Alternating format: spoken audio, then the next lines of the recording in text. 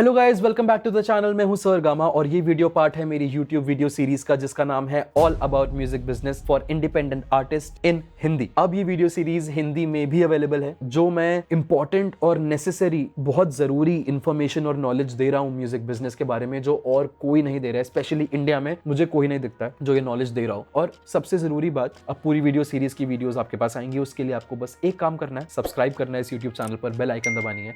और अगर जो मैं आपको अभी बताने जा रहा हूं वीडियो में वो आपको पसंद आता है तो प्लीज इस वीडियो को लाइक भी करें। तो सबसे पहले आपको पता होगा आज की वीडियो का टॉपिक मेरी वीडियो के थंबनेल और टाइटल से, जो है bank account for musical artist, कि कौन सा बैंक अकाउंट आपको as a musical artist, as a business owner आपको रखना चाहिए। सबसे पहले होता है सेविंग्स अकाउंट।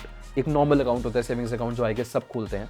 अगर आप 18 प्लस हैं और अगर आपका बैंक अकाउंट है तो वो मोस्ट प्रोबेबली सेविंग्स अकाउंट होगा। एक होता है सैलरी अकाउंट। सैलरी अकाउंट वो होता है अगर आप परमानेंट कहीं पे जॉब कर रहे हैं या कहीं से आपको सैलरी मिलती है किसी कंपनी या किसी फर्म या कॉर्पोरेट के थ्रू, अगर आप वहां पे फुल टाइम जॉब कर रहे हैं तो जिस अकाउंट में आपकी सैलरी ट्रांसफर होती है वो एक सैलरी अकाउंट होता है। एक होता है करंट अकाउंट। अब करंट अकाउंट होता है उनके लिए जो बिजनेस ओनर्स होते हैं। बिजनेस ओनर्स यानी कि अगर आप आर्टिस्ट भी हैं, अगर आप गाने रिलीज करते हैं, गानों के थ्रू पैसे कमाते हैं, या आप कोई और सर्विस देते हैं किसी के लिए, प्रोडक्शन, मिक्सिंग, मास्टरिंग या ऐसा कुछ करते हैं, किसी कोई क्लाइंट को सर्विस देते हैं, या आप कोर्सेज देते हैं, या कुछ भी एक काइंड ऑफ बिजनेस कर रहे हैं, तो उसके लिए जो अकाउंट होता है वो होता है करंट अकाउंट। अब करंट और सेविंग्स अकाउंट में डिफरेंस क्या होता है? सबसे पहले तो ये बात आ जाती है, सेविंग्स अकाउंट जैसे कि आप नाम सुन के जान सकते हैं कि सेविंग्स अकाउंट के अंदर जितने भी पैसे हैं वो सारे सेविंग्स होती है। गवर्नमेंट उस अकाउंट के अंदर जितना भी पैसा होता है उसे सेविंग्स मान के चलती है, यानी कि जितना भी पैसा आपके सेविंग्स अकाउंट में आएगा उस पूरे पैसे के ऊपर आपको गवर्नमेंट को टैक्स देना पड़ेगा। इस साल शायद इस फाइनेंशियल ईयर में टैक्स स्लैब चेंज हुआ है 23 में। 5% से शुरू होकर 30% तक जाता है टैक्स स्लैब। और 30% अगर आप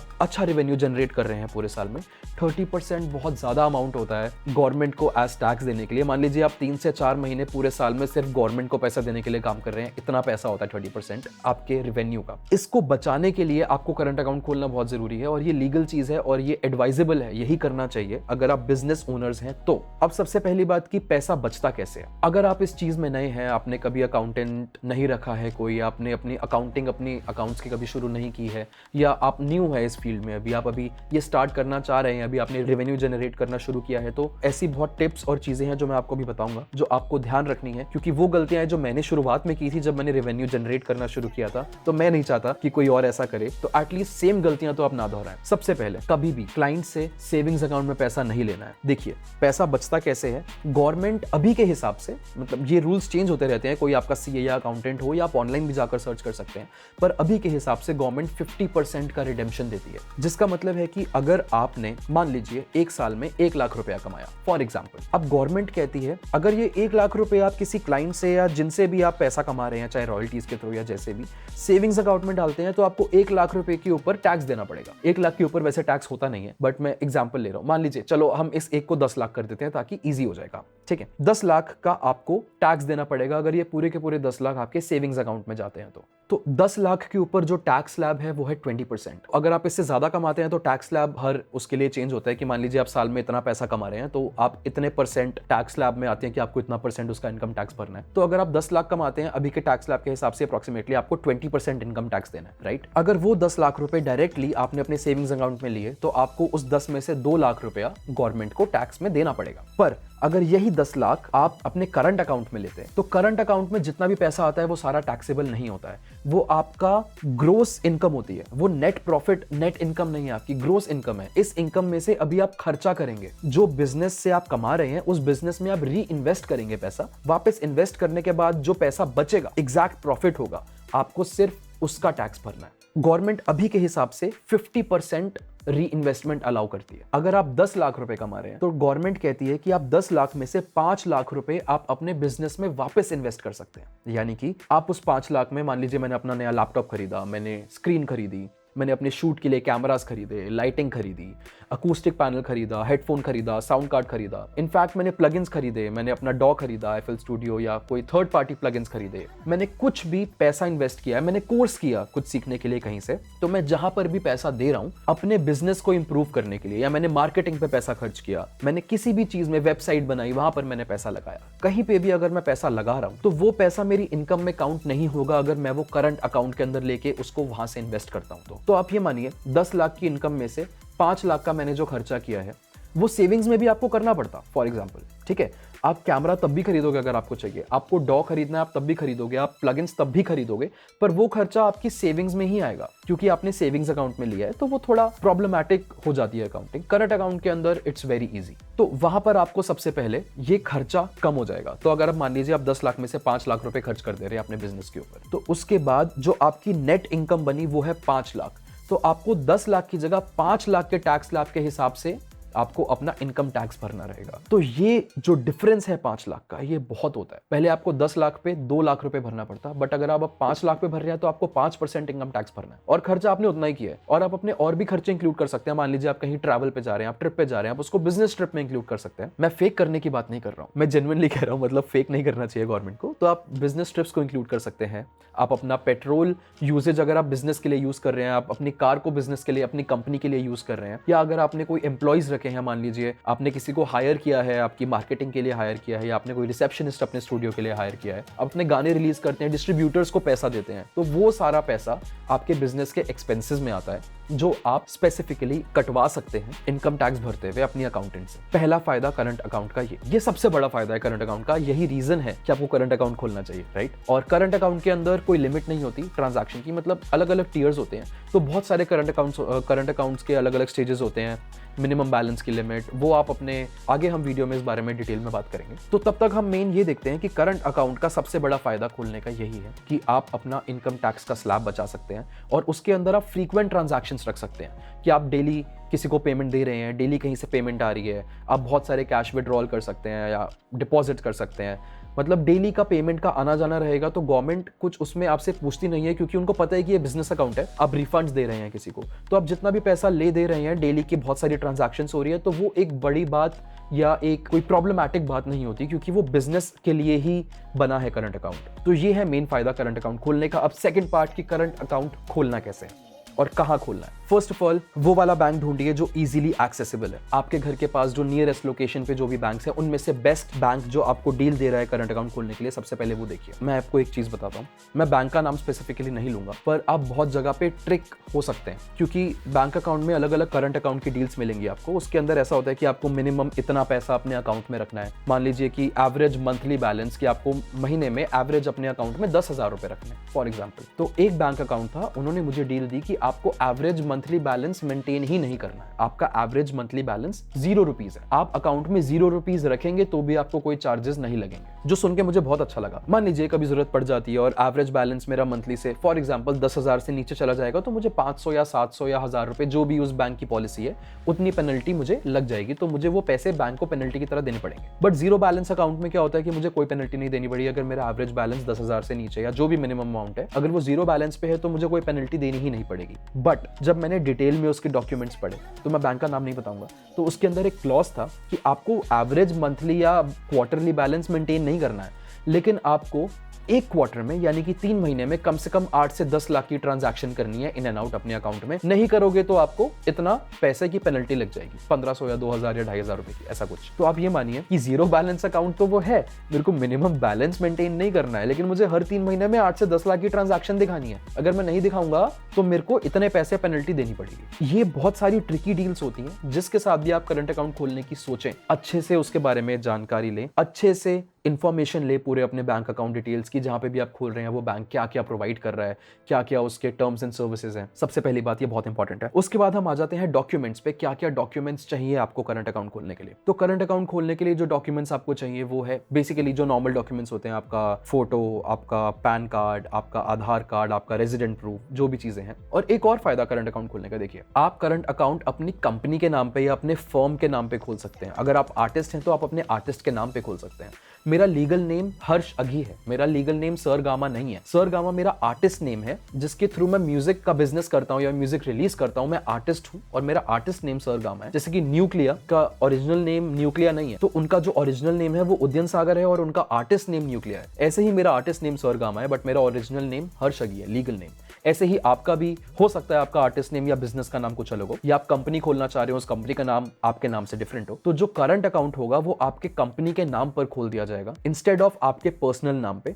तो जो थोड़ा प्रोफेशनल लगता है, राइट। मान लीजिए आप मेरे को सर गामा के नाम से ही जानते हैं क्योंकि आप मेरी यूट्यूब वीडियोस देखते हैं, मुझे फॉलो करते हैं या जो भी। अगर आप मुझसे कोई सर्विस लेना चाहते हैं, मान लीजिए आप मुझसे कोर्सेज लेना चाहते हैं या आप मुझसे मिक्सिंग मास्टरिंग या प्रोडक्शन या कुछ करवाना चाहते हैं फॉर एग्जाम्पल, तो अगर मैं आपको पेमेंट की डिटेल्स दूंगा और आप बैंक अकाउंट में पेमेंट करने जाएंगे, आप जाएंगे, आपको सीधा दिखेगा पेमेंट सर गामा के अकाउंट में जा रही है, तो वहीं पे एक ट्रस्ट बिल्ड हो जाता है जो कि बहुत इंपॉर्टेंट है क्लाइंट्स के साथ मेंटेन करना, राइट। एक ये बहुत बड़ा रीजन है जो मैं यूज करता हूं। अगर मैं किसी से भी पेमेंट लेता हूं और अगर वो मुझे सर गामा के नाम से ही जानते हैं क्योंकि यही मेरा बिजनेस का नाम है और हर जगह इसी नाम से मैं पब्लिसाइज्ड हूं, ये तो मैं आपको वीडियो के अंदर बता रहा हूं कि मेरा नाम हर्षगी है, बट सब मेरे को सर गामा के नाम से जानते हैं, तो वो बैंक अकाउंट में जब पेमेंट करते हैं तो वो सिक्योरली पेमेंट कर पाते हैं क्योंकि उन्हें दिखता है मेरी फोटो के साथ कि ये बैंक अकाउंट जो है वो सर गामा के नाम से है, मेरे लोगों के साथ उन्हें विजिबल होता है, तो वो बिना किसी हेजिटेशन के उस सर गामा के अकाउंट में पेमेंट कर देते हैं। तो ये फर्म के नाम पे अकाउंट आप सिर्फ करंट अकाउंट ही खोल सकते हैं, सेविंग्स अकाउंट या पर्सनल अकाउंट नहीं फर्म के नाम पे खुल पाएगा। अब हम आते हैं कि करंट अकाउंट खोलने के लिए क्या क्या डॉक्यूमेंट्स चाहिए। फर्स्ट ऑफ ऑल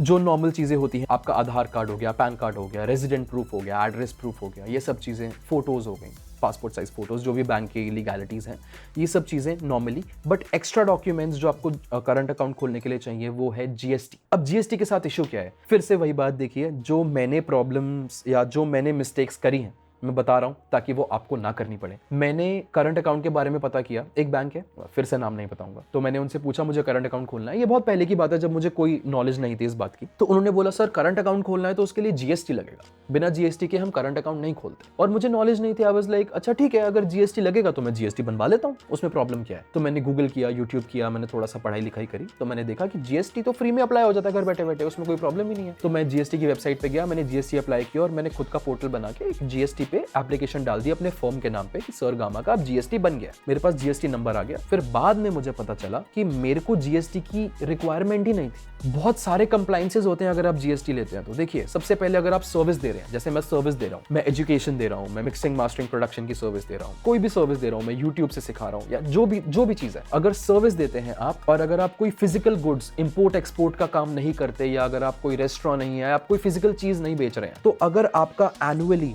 20 लाख तक की इनकम नहीं है तो आपको जीएसटी बनाने की जरूरत नहीं है। उस टाइम तो मेरी इनकम थी नहीं, मैं करंट अकाउंट खोलना चाह रहा था, इनकम थी मतलब नेग्लिजिबल इनकम थी, इतनी इनकम नहीं थी कि मेरे को जीएसटी बनाना पड़े और मुझे इस बारे में नॉलेज नहीं थी, तो मैंने जीएसटी अप्लाई कर दिया। अब जीएसटी अप्लाई करने के बाद होता क्या है, आपको हर महीने या हर क्वार्टर यानी कि हर 3 महीने में गवर्नमेंट को रिटर्न देना पड़ता है कि आपने क्या क्या चीजों के पैसे लिए लोगों से, क्या क्या सर्विसेज देके क्या क्या चीजें बेची हैं और उनपे आपने कितना जीएसटी लिया है, वो सारा जीएसटी गवर्नमेंट को दो। मेरे को ये चीज पता ही नहीं थी, मैं जीएसटी बना के बैठ गया, 4 महीने हो गए। उसके बाद मैंने अपने सीए से बात करी, तब मेरे पास सीए भी नहीं था कोई, फिर मैंने किसी कॉन्टैक्ट के थ्रू किसी सीए से बात करी, मेरे पास जीएसटी से एक ईमेल आया, तो मुझे वो समझ नहीं आया उसमें लिखा क्या है। फिर मैंने थोड़ा पढ़ाई लिखाई करी, फिर मुझे पता चला कि भाई ये तो कुछ इनकम टैक्स या जीएसटी भरने की बात कर रहा है जिसका मुझे कोई आइडिया नहीं था। तो फिर मैंने अकाउंटेंट से कंसल्ट किया, तो उन्होंने मुझे बोला कि आपको जीएसटी बनाना ही नहीं था इन द फर्स्ट प्लेस, क्योंकि जीएसटी उनका ही बनता है जिनका 20 लाख से ज्यादा रेवेन्यू होता है एक साल में। तो इसलिए वो गलती मैंने करी, एक करंट अकाउंट खोलने के लिए मैंने जीएसटी बनाया, वो मुझे नहीं करना चाहिए था और वो आपको भी नहीं करना चाहिए अगर आपकी रेवेन्यू एक साल की 20 लाख रुपए नहीं है तो। इसलिए ये गलती नहीं करें। और कई बैंक अकाउंट्स जो बोलते हैं कि हम बिना जीएसटी के करंट अकाउंट नहीं खोलते, सबसे पहले उनसे पूछें अगर वो जीएसटी की जगह एमएसएमई या उद्यम के बेसिस पे करंट अकाउंट खोलते हैं या नहीं। एमएसएमई सर्टिफिकेट, उद्यम आधार सर्टिफिकेट एक micro small and medium businesses के लिए, एंटरप्राइजेस के लिए, बेसिकली एमएसएमई मतलब माइक्रो स्मॉल या मीडियम एंटरप्राइजेस के लिए गवर्नमेंट ने अलग से एक एमएसएमई कार्ड बनाया है, उसकी एक सर्विस अलग से है उद्यम, आप जाकर देख सकते हैं। अगर आप चाहते हैं मैं उस पर वीडियो बनाऊं तो प्लीज मुझे नीचे बताएं, स्पेसिफिकली मैं उसके लिए एक वीडियो बना दूंगा। तो वहां पर जाएंगे, आप अपना फर्म का नाम डालेंगे, डिटेल्स डालेंगे, तो वहां पे आपको एक वेरिफिकेशन का प्रूफ मिल जाएगा कि ये आपका बिजनेस है, आप इस बिजनेस को ओन करते हैं, राइट। तो गवर्नमेंट को बेसिकली एक प्रूफ चाहिए होता है कि आप जो करंट अकाउंट खोल रहे हैं वो बिजनेस असली में है, आप फ्रॉड नहीं कर रहे हैं। ये ओनली रीजन है बैंक का जो वो जीएसटी मांगते हैं। मतलब आपको ये बैंक से कोऑर्डिनेट करना पड़ेगा कि उनको क्या डॉक्यूमेंट्स चाहिए, बट जीएसटी मत बनवाइएगा, मैं आपको अभी बता रहा हूँ बैंक के प्रेशर में आके। एमएसएमई कार्ड आपको चाहिए, जीएसटी आपको नहीं चाहिए अगर आपकी इनकम नहीं है। मैं इसके ऊपर ज्यादा फोर्स और नहीं डाल सकता, मतलब समझ जाइए। और बाकी जब बेसिक डिटेल्स जो मैंने आपको स्टार्टिंग में, जो भी पैन कार्ड, आधार कार्ड, जो भी चीजें लगती हैं, उसके बाद आपको चाहिए होंगे स्टैंप्स। एक होता है प्रोपराइटर का स्टैंप, वो आपको चाहिए होगा। प्रोपराइटर के स्टैंप पे मैं आपको भी यहाँ पे इमेज दिखा दूंगा वीडियो में, वो कैसा दिखता है। 100-150 रुपए का है, 200-250 रुपए का, ऐसा नॉर्मली आप जहाँ पे भी जाएंगे जहाँ स्टैंप्स बनते हैं, जहाँ नोटरी वाले लोग बैठे होते हैं पूरे इंडिया में कहीं पर भी, आप वहाँ पे जाएंगे तो वो आपके लिए बहुत बेसिक से चार्जेस में ये स्टैम्प बना देंगे। ऐसा स्टैम्प दिखता है फॉर प्रोप्राइटर और नीचे प्रोप्राइटर का नाम और बीच में जो खाली बॉक्स है यहाँ पे आपको अपने सिग्नेचर्स करने होंगे। ये स्टैम्प चाहिए होगा अगर आप करंट अकाउंट खोलेंगे। और एक और स्टैम्प होता है सर्कुलर, वो करंट अकाउंट खोलने के लिए नहीं चाहिए पर वो स्टैम्प आपके पास होना चाहिए। वो स्टैम्प आगे काम आता है अगर आप ISRC, अगर आप म्यूजिकल आर्टिस्ट हो और अगर आप ISRC के लिए अप्लाई करते हैं, जिसकी डिटेल्ड वीडियो बहुत जल्द इस चैनल पे आएगी। या अगर आप इंग्लिश में कंफर्टेबल हैं तो वो इंग्लिश में वीडियो ऑलरेडी आपको यहाँ पे दिख जाएगी कैसे होती है। वहां पर आपको इस सर्कुलर स्टैम्प की जरूरत पड़ेगी जो अभी आपको स्क्रीन पर यहाँ पर दिख रहा है कि सर्कुलर स्टैम्प कैसा होता है। जो रेक्टेंगुलर स्टैम्प है प्रोप्राइटरशिप का, वो यूज होता है बैंकिंग डॉक्यूमेंट्स में। आप चेक्स देते हैं तो चेक पे, या बैंक के जो भी डॉक्यूमेंट्स आप साइन करेंगे उस पर, डिमांड ड्राफ्ट्स पे, या जो भी ऐसी लीगल फॉर्म्स होते हैं बैंक के, उसके अंदर ये यूज होगा। और जो सर्कुलर स्टैम्प है वो यूज होगा इनवॉइस पे। मान लीजिए क्या मैं चाहता हूं कि आप सब लोग धीरे धीरे बड़े बन जाएं और आप बड़े बड़े कॉर्पोरेट्स और कंपनीज के लिए काम करें, जॉब नहीं।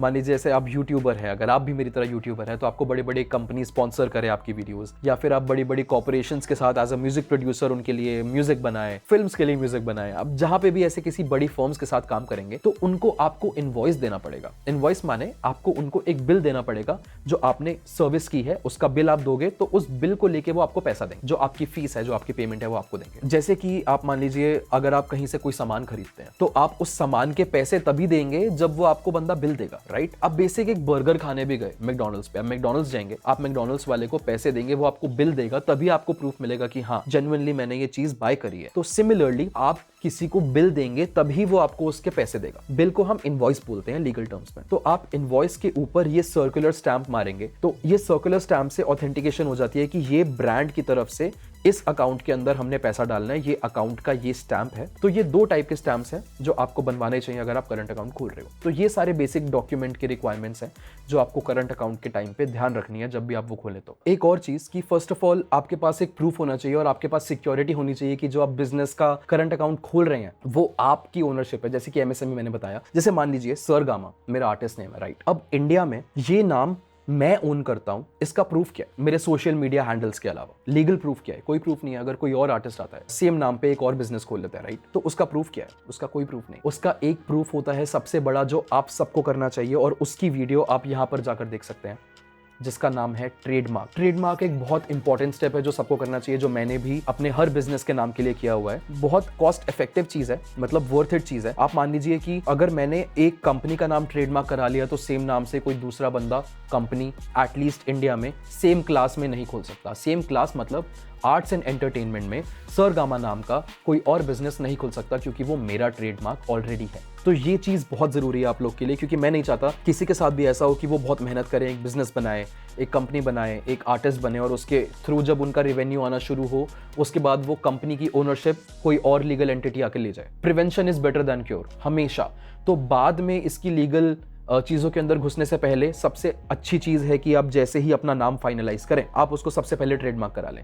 ट्रेडमार्क की डिटेल में वीडियो आपको यहाँ पर मिल जाएगी कि कैसे कराना है, क्या होता है ट्रेडमार्क, क्या ज़रूरत है ट्रेडमार्क करने की और कैसे करते हैं। बहुत सारी चीज़ें हैं, मतलब ये सारी चीज़ें मेरे एक्सपीरियंस हैं, जैसा मैंने अपना बिजनेस एस्टैब्लिश किया है उसके ऊपर बेस्ड है। आप वो वीडियो ज़रूर देखें इस वीडियो के बाद। ऑलमोस्ट इस वीडियो के अंदर सारी डिटेल्स मैंने आपको बता दी हैं। तो ये सबसे इंपॉर्टेंट बातें थी अबाउट बैंक अकाउंट्स, जो मैंने नहीं देखा है एक भी वीडियो यूट्यूब पर इस बारे में म्यूजिकल आर्टिस्ट के लिए, सिवाय मेरी खुद की इंग्लिश वाली वीडियो के जो करंट अकाउंट के ऊपर बेस्ड है। इसके बाद एक और इंपॉर्टेंट स्टेप है जो आपको करना है, वो है सब्सक्राइब करना मेरे चैनल को, क्योंकि ये इन्फॉर्मेशन जो मैं दे रहा हूँ ये बिना किसी लैग के या बिना किसी डिले के आपके पास पहुंचे। तो बेल आइकन दबाएं, इस वीडियो को लाइक करें अगर मैंने आपको इंपॉर्टेंट इन्फॉर्मेशन दी और आपको वो यूजफुल लगी, और अगर आपको अच्छा लगे नॉलेज लेके फॉलो करें मुझे इंस्टाग्राम पे प्लीज। मेरा यूजर नेम समवेयर यहीं पे कहीं पे आपको दिख जाएगा स्क्रीन पे और लिंक मिल जाएगा आपको डिस्क्रिप्शन में। अगर आप डायरेक्टली मुझे सपोर्ट करना चाहते हैं तो आपको लिंक मिल जाएगा डिस्क्रिप्शन में of buy me a coffee. अगर आप मेरा चैनल सब्सक्राइब करते हैं या मुझे डायरेक्टली सपोर्ट करते हैं तो मुझे एक मोटिवेशन मिलती है और ज्यादा से ज्यादा वीडियोस बनाने की और फ्री में ऐसे लोगों को एजुकेशन देने की, और मेरा जो मिशन है म्यूजिक एंटरप्रेन्योर्स बनाने का उसको और अच्छे से फॉलो करने की। तो ये मोटिवेशन देते रहिए ताकि मैं आपके लिए हिंदी इंग्लिश दोनों में ज्यादा से ज्यादा वीडियोस बना सकूं और सबको एजुकेट कर सकूं और ये वीडियो ज्यादा से ज्यादा लोगों तक पहुंचे। कोई भी डाउट है, अगर आप कुछ भी क्वेश्चन मुझसे पूछना चाहते हैं या कोई भी वीडियो रिक्वेस्ट करना चाहते हैं तो प्लीज वीडियो के नीचे कमेंट करें और I will be very happy. आप लोग के लिए मैं उस टॉपिक पे वीडियो बनाने के लिए पूरी कोशिश करूंगा और कोई भी डाउट होगा तो मैं कोशिश करूंगा जल्दी से जल्दी